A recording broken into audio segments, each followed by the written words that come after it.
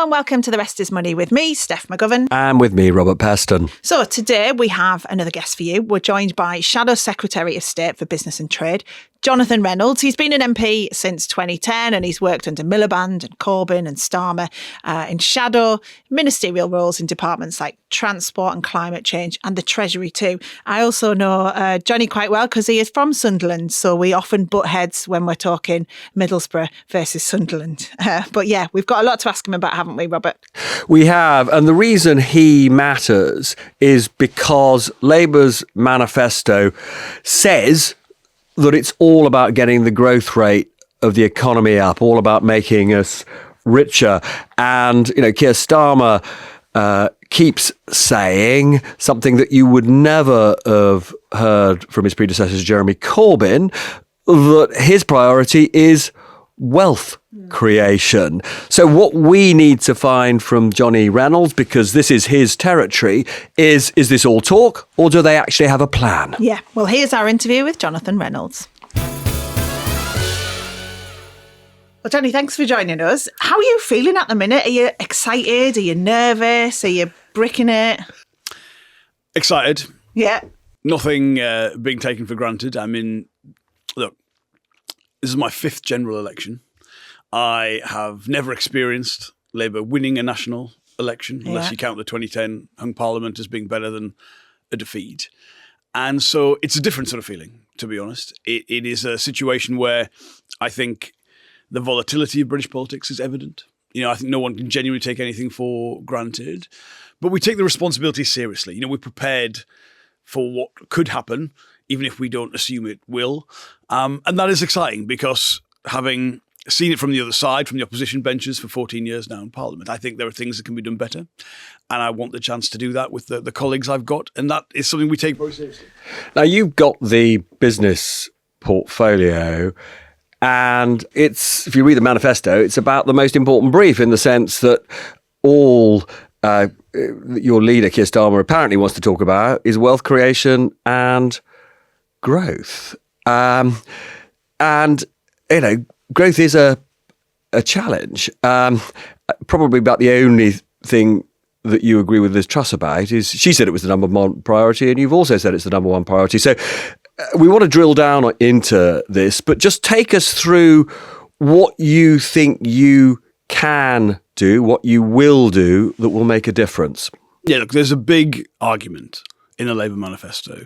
I wouldn't compare it to the approach from Liz Truss, which I think was more about unfunded tax cuts and the consequences of that. But I think the analysis about growth has got to be there. And I think for people who listen to a podcast like this or familiar with the arguments of the last few years, the core of that is understanding that since the global financial crisis of the last 15, 16 years, the UK has been on a path where our productivity, our growth has been of a level of underperformance that has to be the central political question, right? So when I'm trying to explain it to people who think, oh, is this a bit abstract? What does this mean? I will give an example of, for instance, when I was at university, so not that long ago, but 25 years ago, if you picked the UK and you put it into the United States, the UK at that point would have been, I don't know, third, fourth richest state in the Union.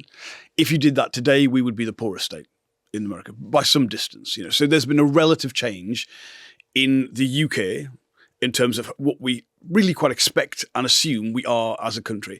And addressing that is the core argument of the Labour manifesto.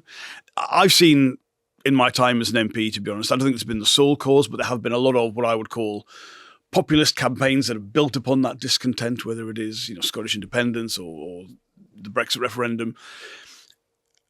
And addressing that discontent, you know, there's not and can't be a kind of magic wand, one thing you do that addresses it.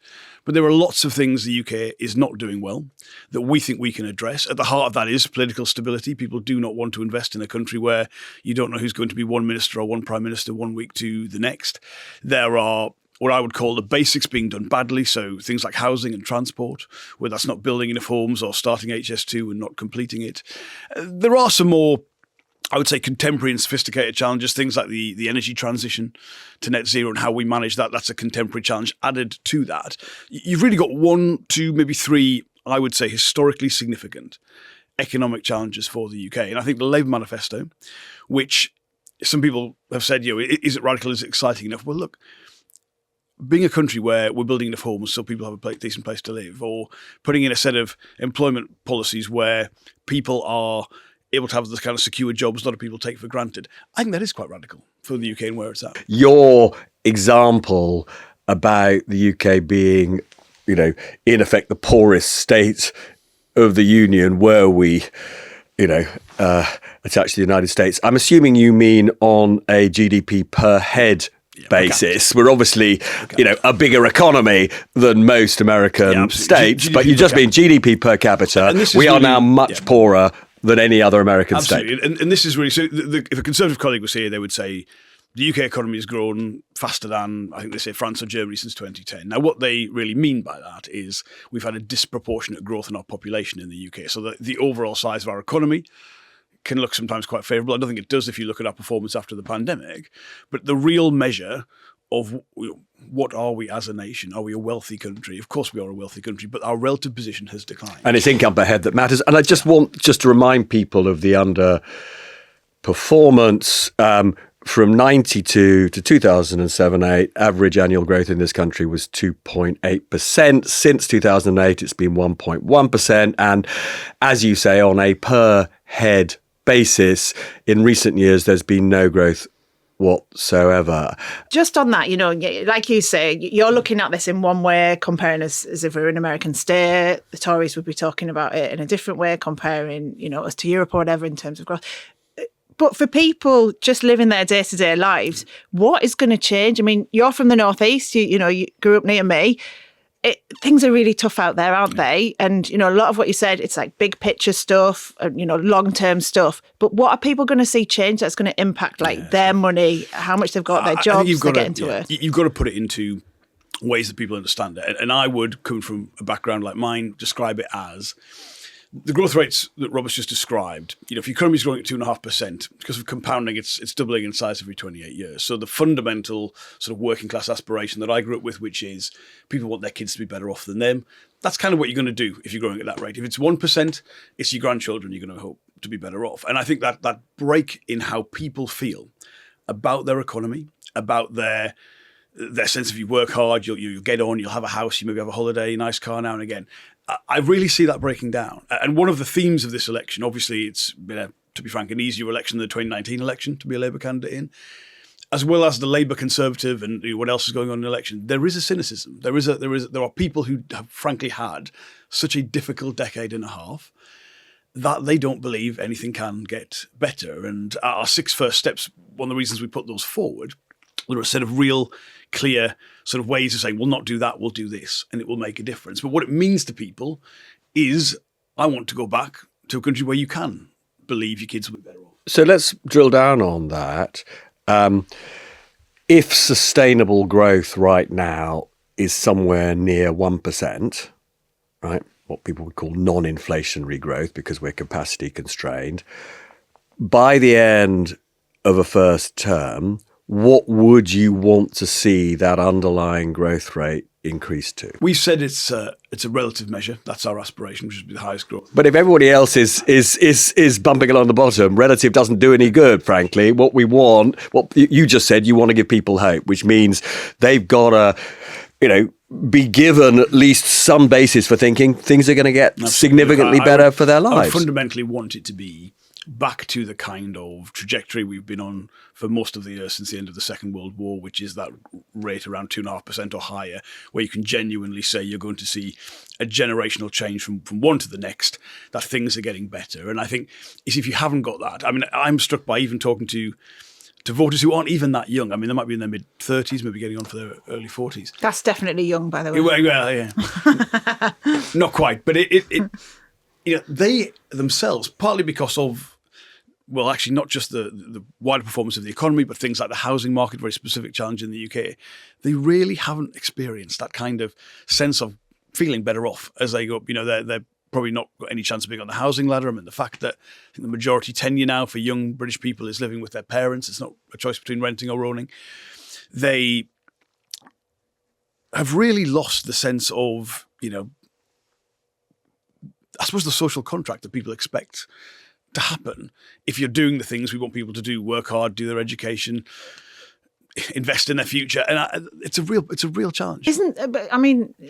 Talking to lots of young people now, they're not even thinking about home ownership and things like that. Like, is that, are we old school with our aspirations in terms, why do we all have to own a home? Is there not other things that can be the measure of, wealth these days? And there are other measures.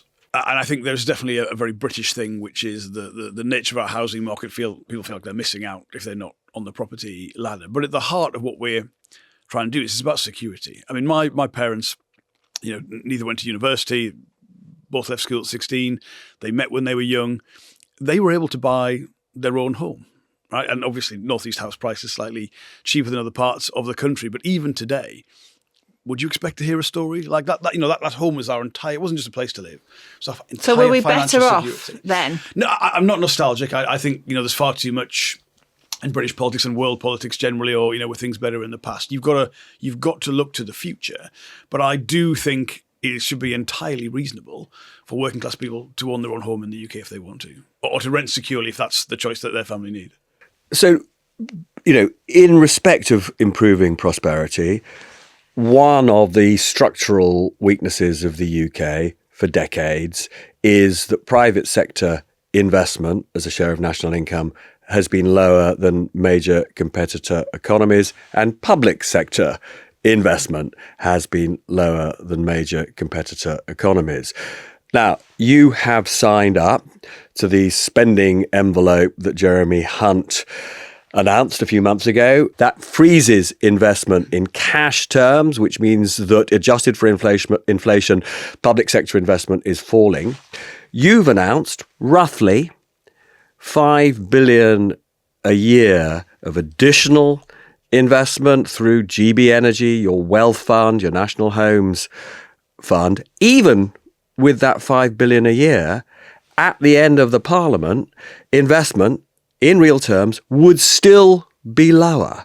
So many would say you're just not being ambitious enough. Well, look, first of all, I would say on the underinvestment challenge, I think your analysis is right. I think a significant part of our underperformance on productivity comes from having the lowest business investment in the G7. When I mention that to Conservative colleagues, they get very, very sensitive about it, but it is, I'm afraid, the truth. And I think for all the innovation, the higher education sector we've got in the UK to be in that position, we should be taking a step back and saying, how have we gotten to this position? I would challenge and push back slightly on Labour's spending plans. They're not the same envelope as the Conservative Party. We've got those immediate injections of cash, those switch spends, where that is the changes to the non-dom regime or the taxation of private education to put money into state education. But come on, John, you know as well as I do, these are relatively small sums given the size of our economy. And the fundamental point is many would say we need a step change in investment, and that is not at the moment what Labour is promising. Well, I think there is a very significant departure, a very significant change in Labour's plans. So, for instance, setting up a national wealth fund which will co-invest with industry around some of the most exciting bits of the energy transition to make sure we get the benefits for the UK. Or creating GB Energy, again, a public entity that will then work with the private sector, very specific mandate in order to, again, get the maximum economic benefits. I think these are differences. Now, I'll be frank with people, there is a challenge in terms of the UK's public finances after Liz Truss, after the pandemic. There are, sometimes politics is not about saying what exactly you want to do. It's about recognising you've got to make that change within the constraints that you face. Because there's no money, basically. Well, it's a challenging time. I mean, there's no point saying anything other than the fact we have a very significant level of national debt. We've obviously got the impact of higher debt repayment costs. If you compare some of the OBR forecast a few years ago to what they thought we'd be paying servicing that debt to today, that is a challenge.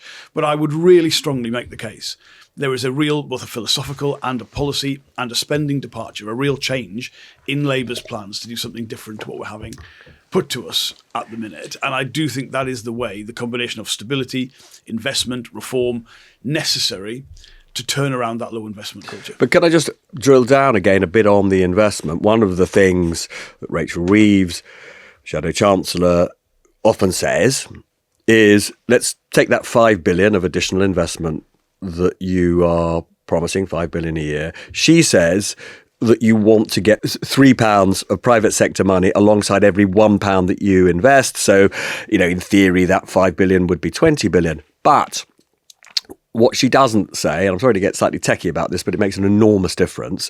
When she says private sector money, does she mean debt or does she mean equity? Because if she means equity, 5 billion becoming 20 billion, and then you gear up, that's an enormous amount of money.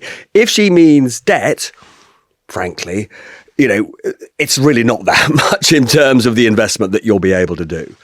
Well, it depends which of the sectors you're talking about. So if you are, for instance, talking about what we want to see on the steel industry, so we want to not give up on the British steel industry, we want to make a transition, the kind of transition other countries are doing, that is the kind of mutual equity investment, public and private, that is necessary to make that transformation. There'll be different. But if you're looking, for example, at energy, okay, which is really important in terms of your plans, whether it's improving the national grid, whether it's wind farms, the whole gamut of stuff.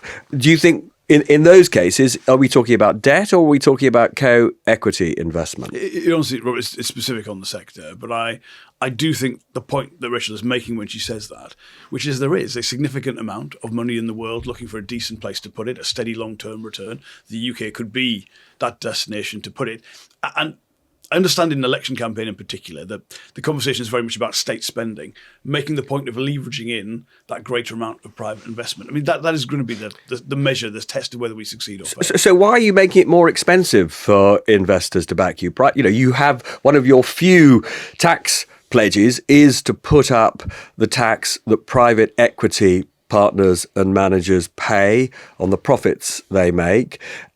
They have an enormous pool of equity to invest in the UK. So why are you basically encouraging them to go and invest somewhere else? Well, the private equity industry is the only sector where performance-related pay is treated as a capital gain rather than income. Now, Rachel, again, has said if people are putting in their own money, that's a different situation to putting in other people's money.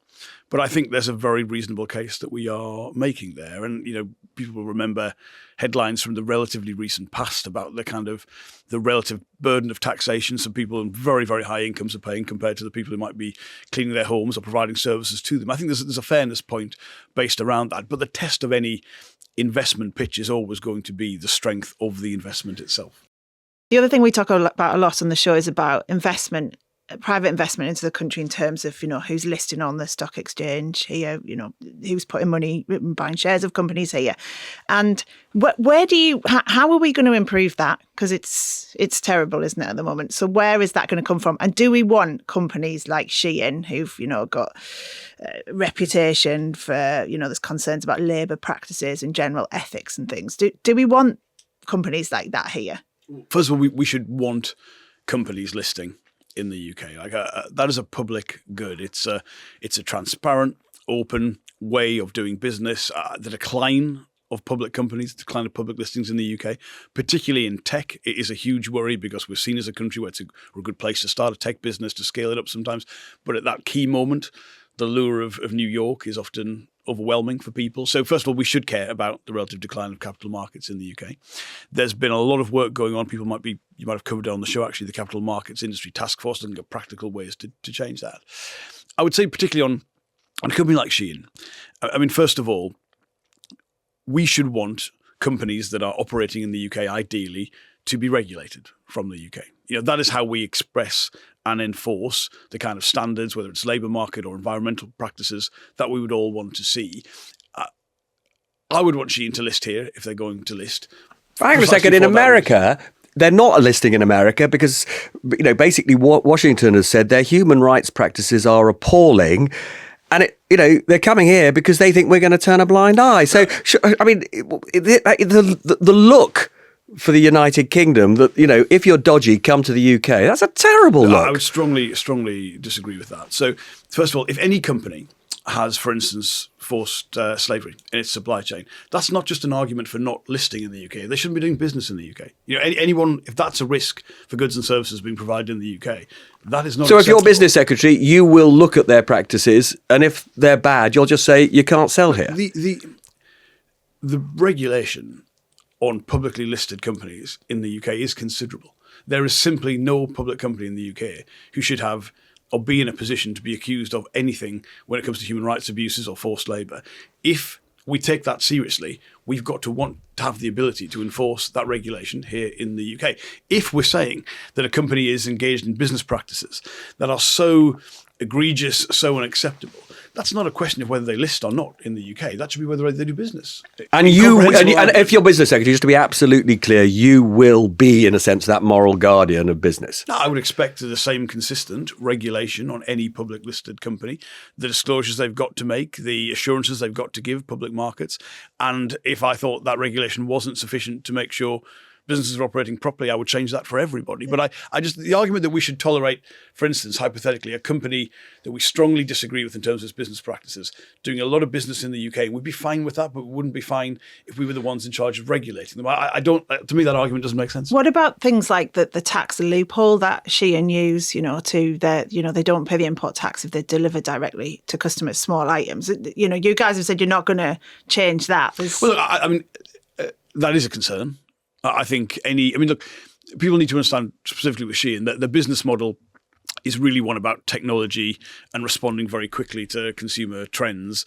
That's the basis of the business. It's not a sort of, lowest common denominator, cheapest product coming out. But if anyone is operating in any way where I think they are perhaps using creative workarounds around the system to avoid the kind of taxes or regulation that we would reasonably expect. So you might change that? That would be a problem, yeah. You might close that loophole then? Well, I would expect, as I say, any publicly listed company in the UK to be operating to the highest standards. In effect, you are putting yourself forward as a public listed company to be the absolute exemplars of good business practice. Now, before we get off growth, there are just a couple of other things I wanted to ask you. One is, when I interviewed Keir Starmer, I think it was literally just before the general election, he said to me that pretty much the first big thing they were going to do, or he was going to do, was to announce reform of planning laws.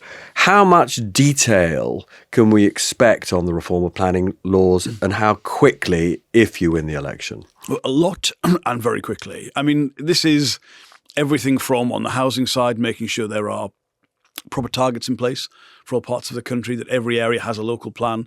Obviously, they'll pick where the houses go, but whether you build houses or not is not going to be up for discussion. We were asking for a mandate to sort that part of public provision out quite comprehensively.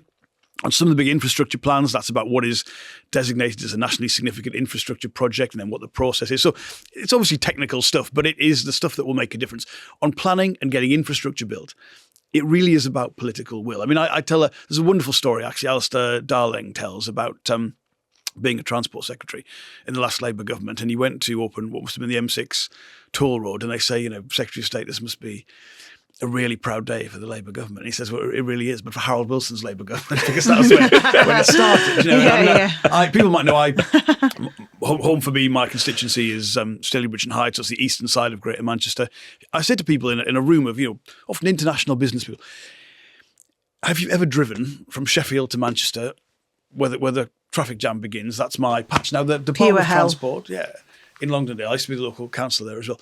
The Department of Transport sent out planning inspectors initially in 1965. Now, there's been reasons why that hasn't ever gotten, bits have been built and all of that, but I think the case that we have to do this better, especially if we want to hit net zero, where it takes at the minute, I think on average 14 years to get an offshore wind farm built, we've got to do it better. Does that mean we're going to see another big project like HS2 being announced by you guys? Because it's not going to be small fixes, is it? Because you give one example there of, Sheffield to Manchester. Newcastle to Leeds is absolute torture.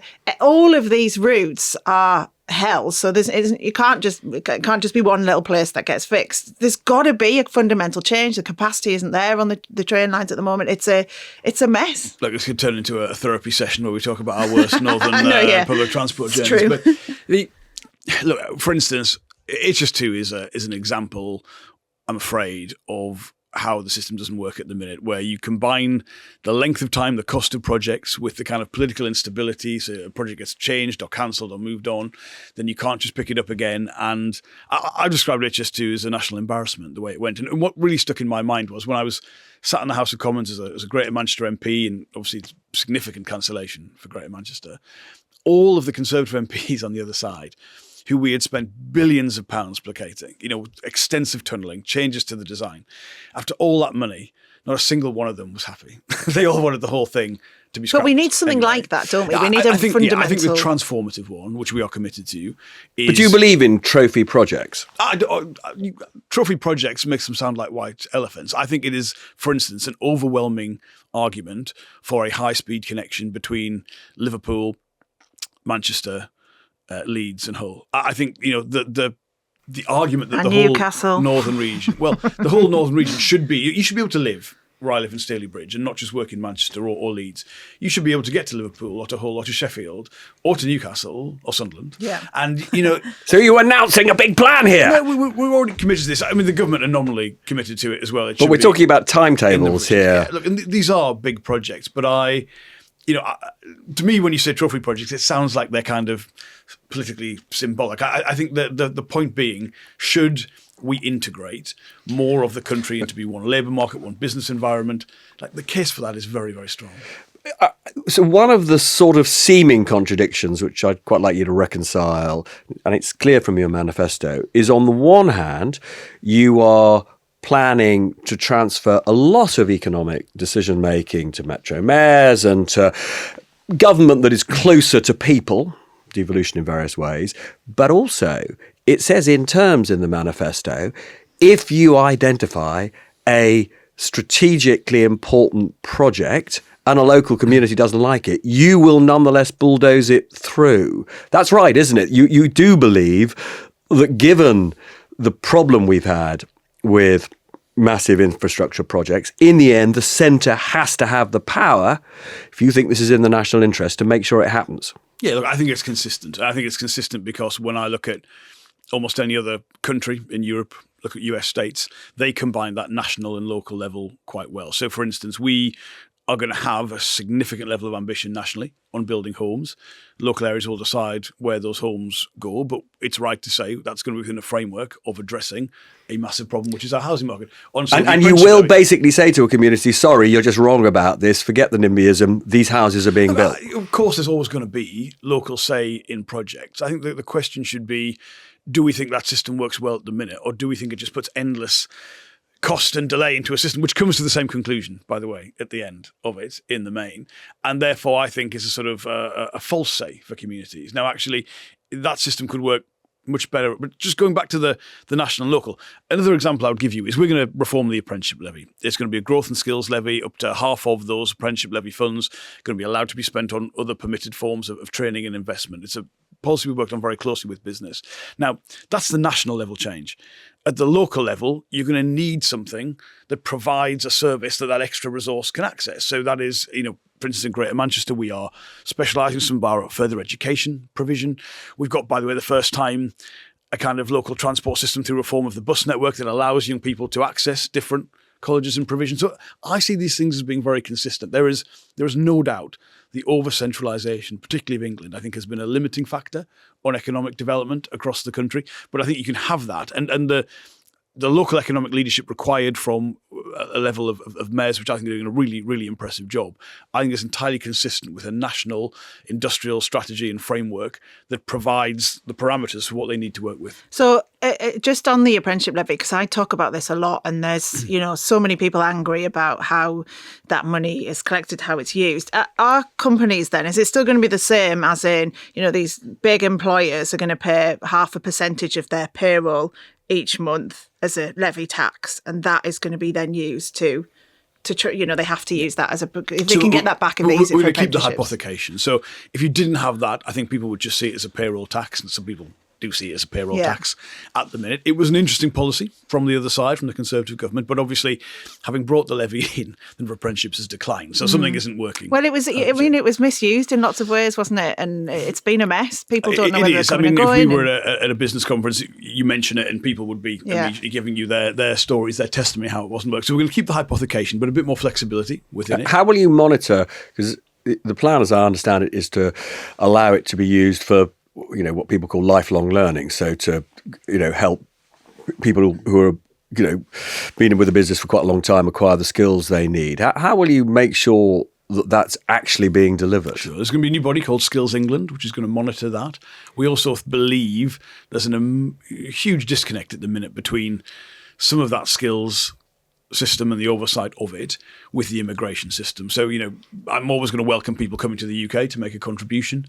But if the public thinks it's the only way we're going to fill skills and labour shortages, they're not happy with that. There have been, as you know, some jobs on the shortage occupations list which have been on there for 10 or 15 years. There's no sense it's market responsive. So actually we need a much better connection between immigration and the skills system. So you'll have a root and branch review of legal migration. Obviously there will be, so on the skills system, there'll be things that are permitted to spend that additional resource on. It won't be a free-for-all. But on the immigration system, there'll be a much closer connection between the Home Office immigration system and the skills and training system.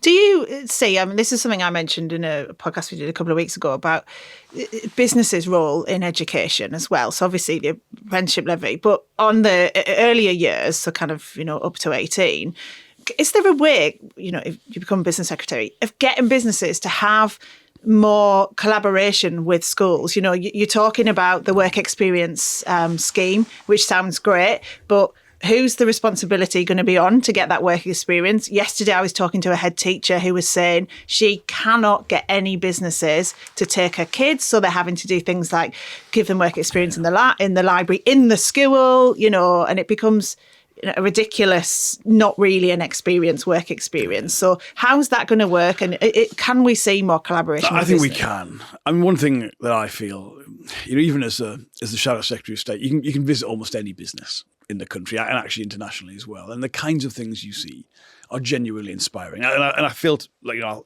give that example, I think to myself, if only more young people could see what's going on here. Totally. And how cutting edge it is. Now, it's like running a business is tough, especially for a smaller SME. There's only so much you can ask them to do at the same time. But actually, the business side of that is sometimes they will give you examples of how they've tried to engage in the education system or they've tried to provide apprenticeships. And it's, people, like classic stories, people trying to take on apprentices, they send them off and then their apprentices almost are poached to teach the course that they're being sent off. So there's a reasonable set of business complaints at the same time. Could those things be brought together and done in a better way? I really think they could. So what's that going to look like though? Because at the moment it's nobody knows. Everyone's saying, how's this going to work? Yeah, look, a business is going to be put on, a school's going to be put on. I think there are bodies, some of the big business representations, business organisations who are seeking to do that. I think we can work together collaboratively around that. I think it's really, in many cases, about not just matching businesses to local establishments, because actually some sectors in the UK are quite geographically focused, quite rightly, they're agglomerated clusters. It's maybe about showing them the whole of the UK picture. And I'd love to work with businesses on a way to do that, because I get excited by some of the things I see. If young people saw it, I think they'd, and the perceptions of things like manufacturing in the UK are often really outdated. A lot of manufacturing is really high tech. It's very exciting. I don't think people always really appreciate that, to be honest. We are living through the most powerful, sweeping, important industrial revolution of any, of anybody alive today. Artificial intelligence is changing everything about the way we work, society, culture, the media, everything. And, it's improving the productivity of individuals. In some cases, it's replacing individuals. There's been no serious talk about it at all in this general election, despite the fact that if we are going to get the benefits out of it rather than just, more inequality, more stagnation of wages for people at the bottom, it requires leadership. It requires changes to our welfare system, changes to our education system. Why is that none of this being discussed by any of our political leaders. Well, I agree with you on the scale of what we are seeing and what it will mean. I think, look, in a general election where, let's be frank, I can't think of a single public service that works better today than in 2010, or the cost of living has been such a burden on people. That is what people are going to want to hear from. And maybe that bigger, more expansive conversation needs to come after that. I mean, it has to be, despite the very real, risks and challenges you've just mentioned, it's got to be seen as an opportunity. It is an opportunity, but that's the point. But it's only an opportunity if we get political leadership. If you look back at previous industrial revolutions without leadership, what happens is owners and investors scoop the rewards, and those people in work, their living standards stagnate. And it's called an Engels pause after Friedrich Engels, Marxist collaborator. We've seen it in many industrial revolutions. This has got to be one, given the sheer scale of it, where there is leadership at the top that makes sure that if there is productivity growth, get back to the original point you were making, living standards bumping along the bottom for years. This is an opportunity to get people's living standards up, but only if we see political leadership. Yeah, absolutely. Look, a huge thing for us on the Labour side is you've got a shadow cabinet which is full of people who, in the main, had their childhoods during significant period of economic turmoil. I mean, obviously, where I grew up was all mining and shipbuilding. I'm not nostalgic. I don't think those industries would come back. But I think how you manage those transitions is really, really important. I see this in the contemporary challenge we've got in the steel industry right now for the UK as an example of that. Around that's about the energy transition, but the AI and technology is a part of that. And I can tell you the desire to make sure we don't make what I think have been mistakes the UK has made in the past. I think we've actually handled a lot of those transitions very badly. It's something we all think about a great deal. I understand if I tried to talk about that on, say the morning round, they might say, well, what we want to know is your response to the fact that a Tory candidate's been suspended for some behaviour, some of that day to day. I think that there's got to be a way in politics to talk about some of those longer term. But look at the welfare challenge, for example. Let's just say, which is what I say, let's just say it is happening now.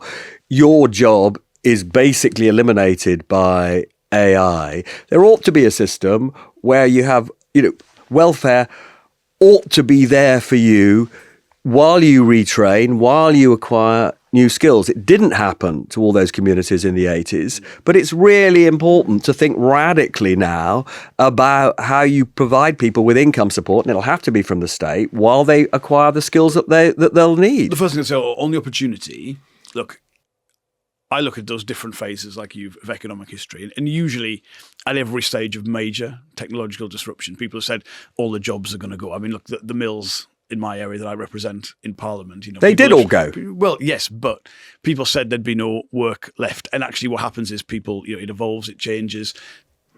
But for a long time, the work that was available was really low skill, basic, and a lot of people felt they couldn't ever work again because they just felt completely rejected and ignored, but not only by their own employers, but by government. But what I'm saying is you can do it better.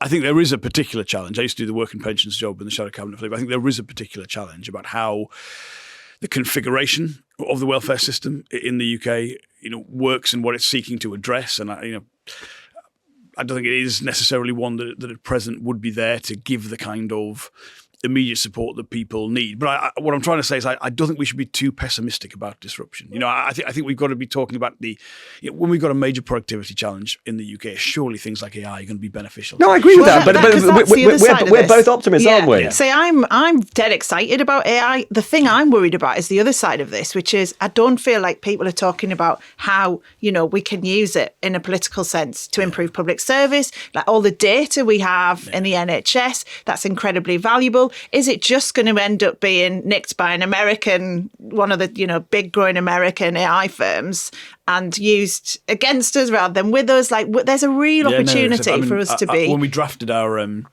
industrial strategy, the first document we published in opposition, I put data in there as one of the really exciting opportunities. The data sets that are available, and there is some public distrust of how that might be used. What you've mentioned, the idea it's going to be sold off, and people have got to feel it's going to benefit them.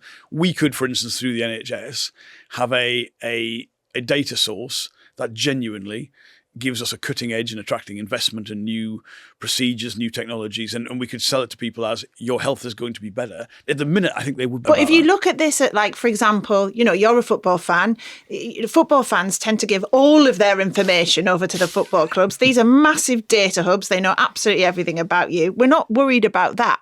I think it's about the selling of this as well, isn't it? Yeah, what would people put on social media in terms of their personal information? But that's retailers, all the details we give they're them. actively consenting to doing that. It's always about, are you doing something or having something done to you? So there's an argument that can be made, but it could be. I mean, look, the point that Steph's making is the NHS has an absolute treasure trove of health data, and there's a massive opportunity here to reap rewards for Britain, for British people. But it is about making sure that data is owned for us. And I don't think at the moment we are confident that is going to be exploited for the British national interest. Yeah, look, I think there's been some really interesting early work, very provisional work on things like genomics and the data that the NHS has. But when when my colleague Wes Streeting talks about reform of the NHS and doing things in different ways as well as putting more investment in, this is the point that he is seeking to raise.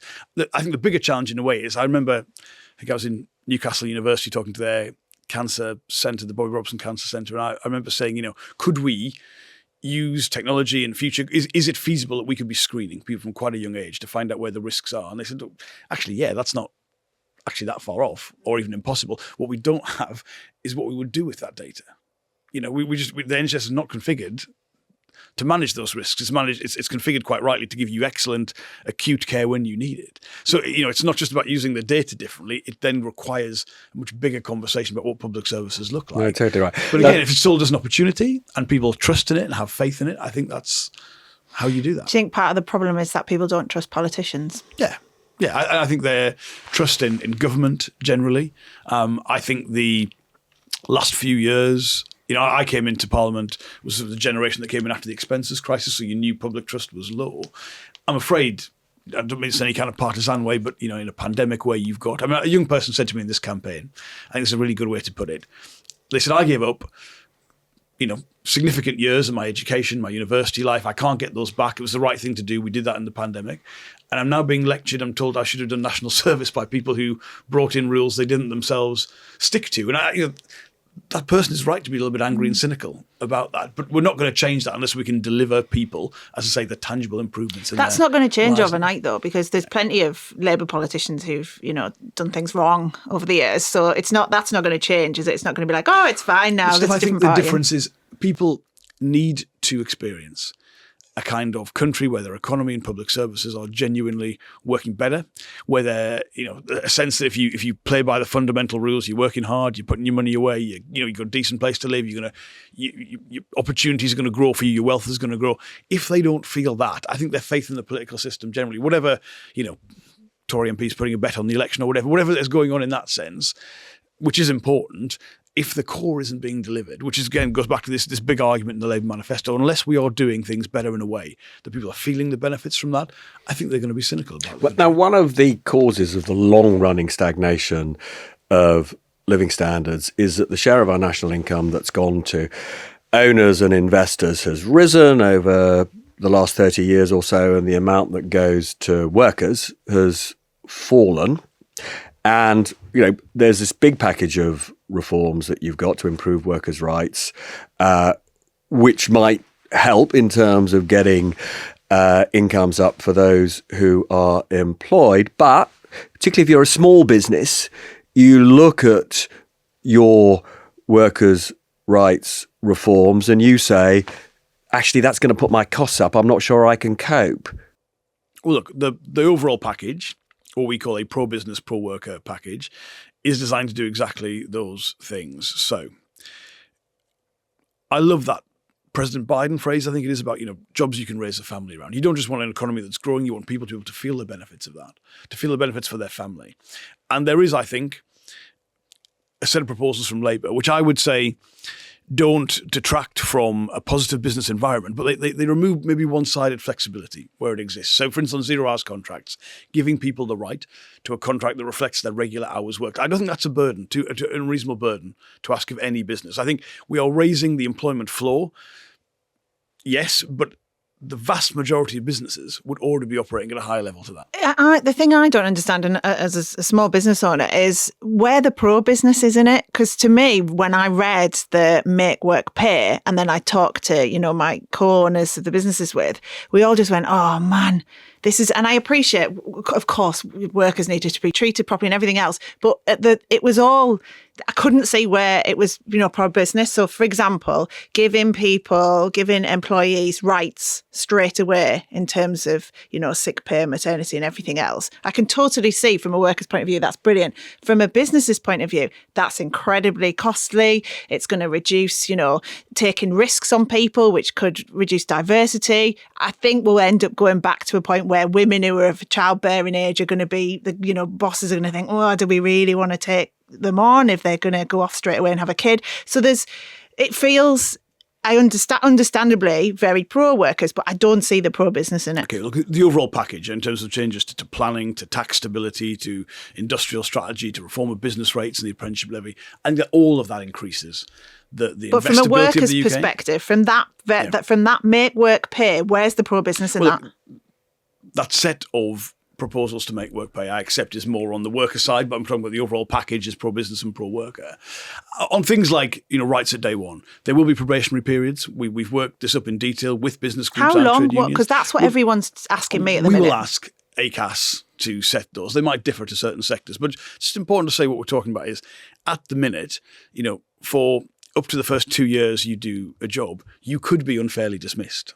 I mean, that's what the law is at the minute. When you explain that to people, and they say, "What? So I could, do 20 months in a job and then be unfairly dismissed." You can still be dismissed in that time, but it's got to be done fairly. So, of course, probationary periods are important, but I think it is. Again, you look at the detail. What does it mean?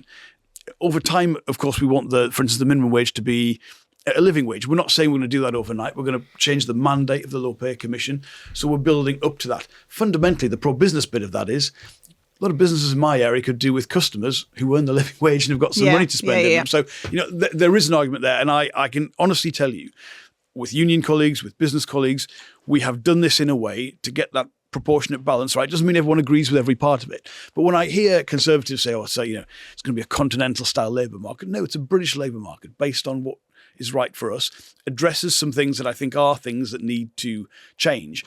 And whilst there's a lot of detail in there, quite rightly, one of those proposals is that school support staff should be able to collectively negotiate their terms and conditions. That's not going to impact, everyone, but it's a very small set of employers. But it's an important change for that sector. So I think when people go through that and look at it, they'll say, look, there's a reasonable case being made here. And it's about, again, stronger growth, but it benefits every part of the country and everyone in it. We're almost out of time.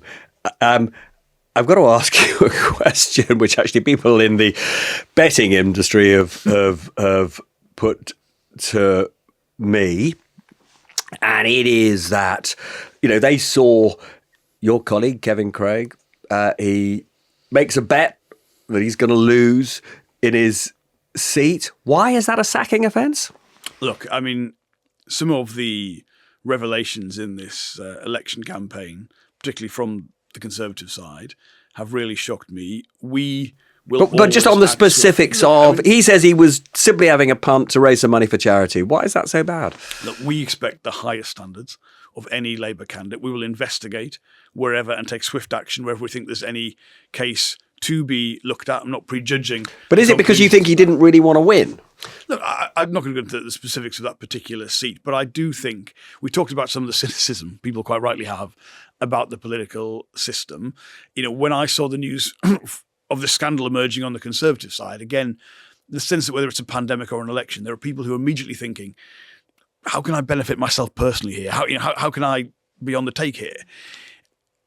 I'm not accusing anyone on any side of anything, but we will take swift action to make sure, on the Labour side at least, we are upholding the highest possible standards. And I think that is in stark contrast. Is regulation of the gambling industry, one of the things we've talked about is that, bookmaking firms are still sending messages to young people about gambling through sponsorship of football clubs, for example. Is that a good thing?